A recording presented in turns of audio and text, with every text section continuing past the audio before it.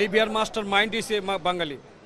যারা যাইতে পারছে তারা তো সার্থক, আর যারা না যাইতে পারছে তারা তো ভিখারি। খেয়ে খাওয়া খেয়ের অবস্থা, গোসল করে না আজকে কতদিন ধরে, গোসল করতে পারছি না আজকে কতদিন ধরে, খাওয়ার অবস্থা। আজকে যারা জেলে আছে তাদেরকে সহযোগিতা করে সবাই আমার মতন আরো 4 মাস আছে 3 মাস আছে জেলে। আমার দালালে আমার কাছ থেকে 16 লক্ষ টাকা হাতিয়ে নিয়েছে। এখন ভিখারির মতন হয়ে গেছে একদম। প্রতিদিন আপনার 750 গ্রাম প্রতিদিন 24 ঘন্টার ভিতরে পানি দেওয়া হয়, 750 গ্রাম। ওইখানে যারা জেলে আছে, প্রবাসী যারা আছে, সবাই তাদের জন্য দোয়া করুন। আর যারা আছে সবাই তাদেরকে সাপোর্ট করার জন্য, তারা লিবিয়ার থেকে কীভাবে যে জেলের থেকে মুক্তি পাবে সবাই একটু সাপোর্ট করার জন্য আপনারা একটু সহযোগিতা করেন। বৈধভাবে তিন বছর ঘুরেছি যাওয়ার জন্য, ইউরোপে যাওয়ার জন্য হয় নাই। পরে আর কি অবৈধভাবে রিস্ক নিচ্ছি আর কি একটা। ওই দালালের মাধ্যমে গেছি কন্ট্যাক্ট করিয়া, 10 লাখ দিছি। 10 লাখ নিয়ে এখন তো গেম সেম দিছে না, কম ধরা খাইয়া আইলাম দেশে। দেখি বাড়িতে গিয়া কি করে দালালে টাকা পয়সা দেয়নি না কি করে। গেম দিতে গিয়া ধরা খাইছি, মানে তারা নিজে ধরাই দিছে। গেম দেয় বাংলাদেশ থেকে সৌদি হয়ে লিবিয়া যায়, লিবিয়া থেকে বোর্ডে গ্রিস বা ইটালিতে গেম দেওয়া হয়। আমি ইটালির আশা নিয়ে গিয়েছিলাম, গ্রিসের গেম দিয়েছিলাম, তারপর কোস্টগার্ডের হাতে ধরা পড়ছি। লিবিয়ার কোস্টগার্ডের হাতে ধরা পড়ছি। এত 8 লাখ টাকা খরচ হচ্ছে মোট। দালালের মিষ্টি কথা শুনে অনেক মানুষ যায় লিবিয়াতে। লিবিয়াতে না যাওয়াটাই বেটার মনে করি। যেটা লিবিয়াতে গিয়েছি 6 মাস হয়েছে, আর দালালের মাধ্যমে গিয়েছি। সৌদি দিয়ে ওমরা করে মিশর দিয়ে লিবিয়া যাওয়া হয়েছে। করেছি মানে গেম করেছিলাম, গেম করতে বোর্ডে উঠছি, তারা বোর্ড আটকিয়ে দিয়েছে। আইএম ওই দেশের লিবিয়ার আইএম আটকিয়ে দিয়েছে বোর্ড। তারপরে জেলে ছিলাম, 1 মাসের মতো জেলে ছিলাম। গেম করে বলতে একটা বাসা, যেমন বাসার ভিতরে নিয়ে লোক রাখে, অনেক লোক নিয়ে একসাথে রাখে, তারপরে বোট ছাড়লে একসাথে সবাই নিয়ে যায়। বেশি একটা যাইতে পারি নাই, এই বর্তমানে পরিস্থিতি খুব খারাপ লিবিয়ার। তো 20 মিনিটের মতো চলছিল বোট, এর ভিতরে আটক করেছে। দালালে কইছে আর কি, মানে উমরা করিয়া যাইবা, মানে এক দেশ থেকে এক দেশ ট্রানজিট দিয়ে দেওয়া নেয় লিবিয়া, মানে চুরাই মাধ্যমে নেয় আর কি। তারা তো এমনি নিতে পারে না, ওই চুরাই মাধ্যমে নেয়। ওই উমরা কইরা গেছিলাম লিবিয়া, 3 মাস হয়। লিবিয়াতে যাতে এভাবেই নিঃস্ব হয়ে গিয়েছি। আবার লোক কেন আসতে বলবো এই জায়গায়, না জানে এসে পড়েছে বাইরে থেকে। এভাবে তো ফ্যামিলির বাপের অনেক কষ্টের টাকা খরচ করছি, সেই জন্য আর কেউ বলি নাই, আইসা পড়েছে একেবারে। এই প্রথমে এইখান থেকে নিয়ে গেছে বাংলাদেশি ইমিগ্রেশন পার করে, তারপরে এইখান থেকে সৌদি আরবের ফ্লাইট ছিল। প্রথমে কুয়েতে ট্রানজিট দেয়, কুয়েত থেকে সৌদি আরব, তারপর ওইখানে উমরা করি। উমরা করার পরে ওইখান থেকে আবার ইমিগ্রেশন পার করে নিয়ে যায় মিশরে, মিশর থেকে আবার লিবিয়াতে পার করে দেয়। পরে তো গেম দিবার যায়, আবার ধরা মারে খায় এই দেশে চলে এসছে। 13.5 লাখ। ইউরোপের নেশা, দালালের প্রলোভন ছিল, ভয় তো থাকবেই একটু। লিবিয়া তো বেশি ভালো না, ওইখানে না যাওয়া পর্যন্ত কেউ বুঝবে না আর কি। পথটা অনেক কঠিন আসলে, ওইভাবে না যাওয়া পর্যন্ত কেউ বুঝবে না। যাওয়ার পরে বুঝলাম আর কি যে অনেক হার্ড। আর এখন আরও অবস্থা খুবই খারাপ, বাজে অবস্থা একদম। তাদের জন্য না যাওয়াই বেটার, কারণ বৈধভাবে যায় তারা, হয়তো বা অন্য মিডিল রাষ্ট্রে যায়। ইউরোপের ঝুঁকি না নেয়, অবৈধ পথে বেটার। দালালের ছেলে ছিল, ওর সাথে আর কি একসাথে নিয়ে যাওয়ার কথা ছিল। পরে ও এখন আছে, আমি চলে আসছি আর কি। দালাল তো গ্রিসে আছে আর কি, ও নিয়ে আর কি এভাবে ফ্যামিলির সাথে কন্ট্যাক্ট করে তারপরে আর কি ওনার সাথে কথাবার্তা বলে যাই আর কি। ওখানে শোনা যায় যে সরকারিভাবে গেম হয়, সরকারিভাবে একটা গেম হয়, বড় জাহাজ যায় মিলে, সেই হিসেবে আমাদের নিচে নেওয়ার পরে ছোট নৌকা যায়, এই দালালরা এইগুলো ব্যবসা শুরু হচ্ছে। ওই তো গ্রামের লোক যাচ্ছে, ভালো হলে গেছে, তো সেই জন্যই যাওয়ার জন্য ইচ্ছুক করছিল, গেছিল। এবং গেম করে যায় দালালের যুদ্ধ লেগে ধরা দিতে যায়। এই বৈধভাবে তিন বছর ঘুরেছি যাওয়ার জন্য, ইউরোপে যাওয়ার জন্য হয় নাই। পরে আর কি অবৈধভাবে রিস্ক নিচ্ছি আর কি একটা। আমি মানে 3 বছর ধরে সার্বিয়া, রোমানিয়া, তারপরে স্লোভেনিয়া, বেলারুশ, কোনো দেশেই হয় নাই। পরবর্তীতে আর কি অবৈধ পথে রিস্ক নেই আর কি। গিয়েছিলাম ইটালির উদ্দেশ্য লিবিয়া। আমার দালালে আমার কাছ থেকে 16 লক্ষ টাকা হাতিয়ে নিয়েছে। এখন আমি এখন ভিখারির মতন হয়ে গেছি একদম। আমার হাতে অন্য টাকা পয়সা নেই। যখন আমরা কাগজপত্র তো এমনি নাই, গিম দিতেও পারছি না, আমাদের গিম দেওয়া হয়েছে না, টাকাগুলো আমার নষ্ট হয়ে গেছে। আমার বাড়িতে আমাদের পেঁচাপেচি করতে হবে টাকার জন্যে, কীভাবে টাকার টেনশনে। আর ওইখানে জেলে ছিলাম, খুব খুব কষ্ট পাইছি। আপনার 23 দিন গোসল করি নেই। পানি প্রতিদিন আপনার 750 গ্রাম প্রতিদিন 24 ঘন্টার ভিতরে পানি দেওয়া হয়, 750 গ্রাম। ওইখানে যারা জেলে আছে, প্রবাসী যারা আছে, সবাই তাদের জন্য দোয়া করুন। আর যারা আছে সবাই তাদেরকে সাপোর্ট করার জন্য, তারা লিবিয়া থেকে কীভাবে যে জেলের থেকে ওরা মুক্তি পাবে, সবাই একটু সাপোর্ট করার জন্য আপনারা একটু সহযোগিতা করেন। 1000 আছে, কমসে কম 1000। খাওয়ান নাই, দাউন নাই তো। আমি একদম অসুস্থ হয়ে গেছি, বাড়িতে টাকা নিয়ে খাইতে হয় সিরিয়াসলি।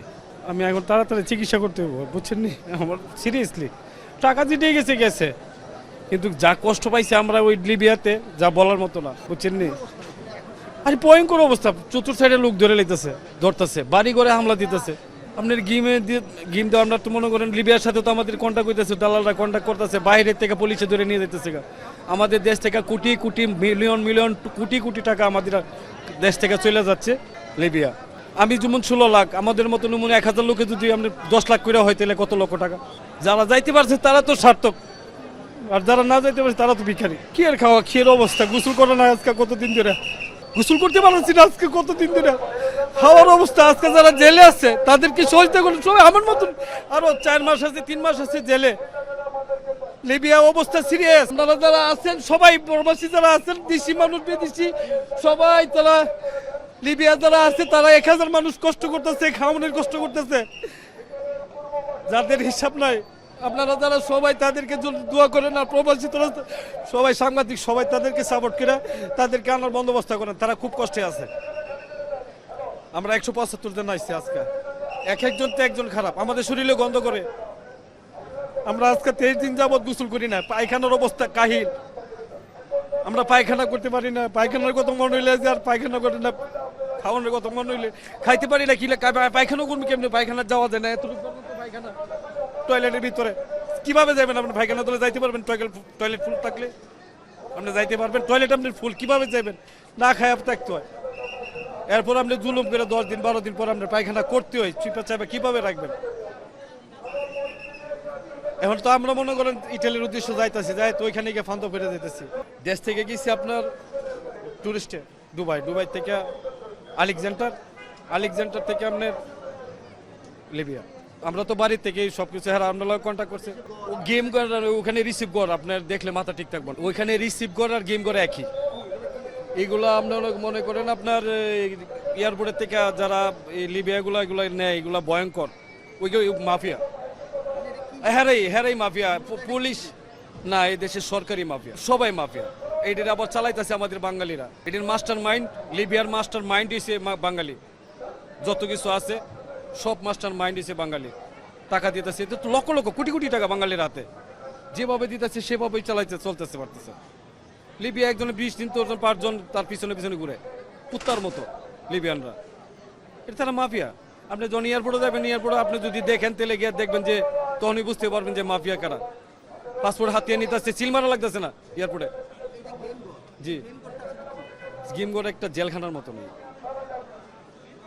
কথা বলা যাবে না। ওইখান থেকে গাড়িতে নিয়ে আসে ডাইরেক্ট গিমগড়ে নিয়ে ঢুকাই দেয়, জেলখানার মতন। ওইখানে কথাবার্তা বলা যায় না, ওইখানে কোনো কিছু মোবাইল টোবাইল। তারা সকালবেলা, প্রতিদিন সকালবেলা 10 মিনিটের জন্য মোবাইলে লাইন দেওয়া হবে এই। আর হেরা ওইখানেই জেলখানার মতো নেই, এটা এরিয়া 200-300 লোক লাগে রাখা একসাথে। পরে এখান থেকে আবার আরেক জায়গায় ট্রান্সফার করে গেম করে। এটাকে একটু রিসিভ করে, একটু গেম করে রিসিভ করে আলাদা। আর রিসিভ করে এয়ারপোর্টে যেটা এটাকে বলা হয় রিসিভ কর থেকে আবার যখন টাকা কমপ্লিট হয় ওইখান থেকে আবার গেম করে পাঠানো হয়। গেম কর থেকে আবার ওইখানে টাকা যদি কমপ্লিট না হয় তাহলে এটাকে বাদ করে দেয় পরে। আর যেটা টাকা কমপ্লিট হয় এটাকে পাঠায় দেয়। এর ভিতরে আবার লিবিয়ার সাথে যদি কন্ট্যাক্ট না হয় তাহলে লিবিয়া আর বাংলাদেশের লইয়া আপনার করে পেছাপেছি একজনের একজন ধরাই দেয়। আপনার বুড়ের সব সমুদ্রে ধরাই দিয়েছে, এমন একটা বুড়াইতেছে। আবার যদি টাকা পয়সা ঠিক মতো দেওয়া হয়, সেনাবাহিনীর ইটালি নিয়ে পাস করে দিতেছে। সেনাবাহিনীর সামনে বুট বাস সমুদ্রে চলতেছে, আপনার কোনো সমস্যা নাই। মানে তারাই এই সব কিছু। আপনি যখন জেলখানা যাবেন তারাই ব্যস্ত আছে। আপনি চোখের সামনে আপনারা ধরে নিয়েছে কইতেছে বাইরে বিনি, আপনারা নিয়ে ব্যস্ত আছে। তারাই রুত্তরাজ, আপনি কিছু বলতে পারবেন না। তারা যেরকম হাড্ডি দিলে যেরকম যেভাবে চলে, ঠিক আপনি লিবিয়ারে যত বড় কর্নেল হোক কুত্তার মতো আসিতেছে। আপনি ফোন করছেন, হ্যালো, একটা ফটো পাঠাই দিচ্ছেন আমার বার করার জন্য, আমি জেলখানায়। কুত্তারে যেরকম হাড্ডি দিলে চলে যায়, ঠিক একজন বড় একজন কর্নেল, আপনি কুত্তার মতন ওই যে ফটো ফাটাইছেন, ওই ফটোটায় আইসা আপনার লাগে কন্ট্যাক্ট করতেছে, এত টাকা বাস আমার বাড়ি করে নিয়ে যাচ্ছে। গেছি হেতে নিচে বুঝেন না কিভাবে নিচে এটা তো আর জানি নাই। হেতে আর কইছে যাই ডুবাই নিচে, ডুবাইতে ধরেন সিরিয়াতে লিবিয়া এনো যাই অন জেল কাটতে অন দেশে আটাইলে পারি। জেলে 3 মাস ছিলাম। অভিজ্ঞতা বহুত, নৌকা বাইরা মারে মানুষের বুঝেন না, মানুষ মারে 5 দিয়ে ফিটায়, নানান সমস্যা মারে। এটা তো যে যারা মারামারি করে এটা করে মারে, বেকেনে মারে না, সবই বাংলা করে মারে। আর ধরেন তো যেতে বেদাল করে তারা মারে, যেতে করে নাই তারা মারে না। না গেমে গেছি, গেমে ধরা খাইছি, সাগরে ধরছে ধরে আর 3 মাস জেল কাটছে, অন দেশে আটাই দিছে। লিবিয়াতে গেছি 2024 সালে। এখন লিবিয়া বাসা থেকে দৌড়া নিয়ে আইয়া জেলে ঢুকেছে, জেল খাটছি 2 মাস। তারপর ওইখান থেকে আইমের মাধ্যমে এই দেশে বাংলাদেশে আসছি। কিভাবে? দালালের মাধ্যমে।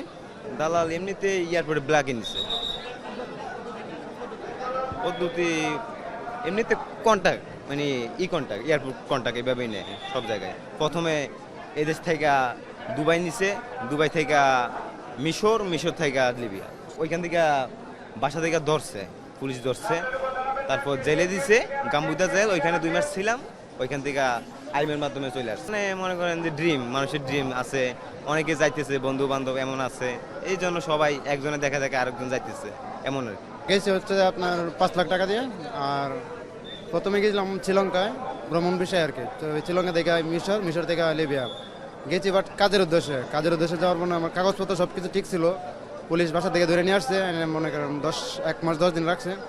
রাখার পর তো ছড়াতে প্রায় 3 লাখ 3.5 লাখ টাকা লাগে ওই দেশের টাকায়, মানে বাংলাদেশের টাকায়। ওই দেশের টাকা প্রায় 20,000 টাকা দিন আর কি। তো এত বেশি টাকা লাগে ধরুন, আর ছড়ি নাই, আইএমের মধ্যে দেশে আসছে আর কি, সরকারিভাবে ফ্রি পাবে। কেন নিচ্ছে এরকম থেকে? তো ফ্যামিলির চাপ যেহেতু আসে উপরে, তো রিস্ক নিতেই হবে, ইয়ার জন্য ফ্যামিলি তো চালাইতে হবে না। মা তো বৃদ্ধ মানুষ, কাজ না করলে ওরা খাইবে কীভাবে? এই জন্য দেশে তো কিছু করা যায়। দেশে তো দেখা গেছে যদি আপনার 20,000 টাকা স্যালারি পাই, ওই 20,000 টাকা দিয়ে আমি বিয়ে করতে গেলে মেয়ে দেবো না, বলে কি মাত্র 20,000 টাকা স্যালারি পাই, ওর কাছে কি বিয়ে দেবে? ঠিক না? এই জন্য মানে অধিকাংশ মানুষ বাইরে যায় শুধু টাকার জন্য যায়। মানুষ এখন টাকা ছাড়া বিয়ে দিতে পারে না। ছেলে মানুষ, পুরুষ মানুষ মানে টাকা হলে হতে হবে, টাকা ছাড়া মানে কেউ কাছে বিয়ে দেবে, কোনো কাছে দাম নাই। এই জন্য মানুষ সবাই রিস্ক নিতে চায়। আর বাংলাদেশে থেকে কিছু করার নাই, সর্বোচ্চ 20,000 টাকা 25,000 টাকা মানে বেতন পাওয়া যায়, এটাতে হয় না। বিয়ে করার জন্য না, আমি মানে একটা উদাহরণ দিলাম আর কি। দেখা গেছে আপনার 20,000 টাকা যদি এখন বেতন পাই, এখন বেতন পাইলে যদি বিয়ে করতে যাই, মানুষ বলবে কি শুধু 20,000 টাকা বেতন পাই, ও টাকা দিয়ে কী হবে? ঠিক আছে না? এরকম অনেক ঘটছে ফ্যামিলিতে।